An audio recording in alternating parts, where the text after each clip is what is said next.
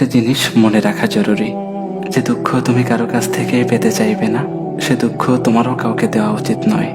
অবহেলা পেলে তোমারও যেমন ব্যথা হয়, যাকে দিচ্ছ তারও কি কম। যে শব্দ শুনলে তোমার ভেতরে এসে আঘাত করে, সেই একই শব্দ অন্যের জন্য খরচ করো না। যখন কাউকে আঘাত করবে, ঘৃণা করবে, অবহেলা করবে, উপেক্ষা করবে কিংবা অবজ্ঞা করবে, মনে রেখো একদিন এসব তোমার জীবনেও ফিরে আসবে। ঘৃণার বিনিময়ে ঘৃণার চাষাবাদী হয়।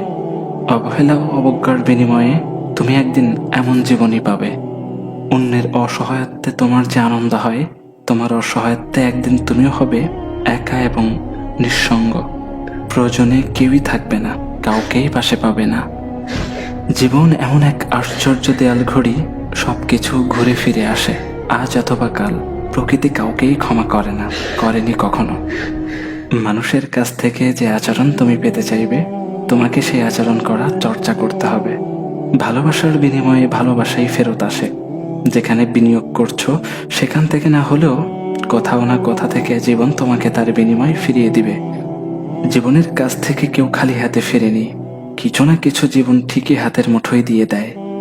হাত খুলে যে জিনিস পাবে, বুঝে নিবে তুমিও কাউকে না কাউকে সে জিনিস দিয়েছিলে। আমাদের জীবনের প্রতিটি জিনিসই ঘুরে ফিরে আসে। আজকের অবস্থা অবশ্য একদিন 180 ডিগ্রি কোণে ঘুরে যাবে। যেখানে মানুষকে দাঁড় করিয়েছিলে, জীবন একদিন তোমাকেও সেখানে দাঁড় করিয়ে দিবে। অপেক্ষা করো, যা ছড়িয়ে দিয়েছ তা একদিন তোমাকেই ফিরিয়ে দেওয়া হবে।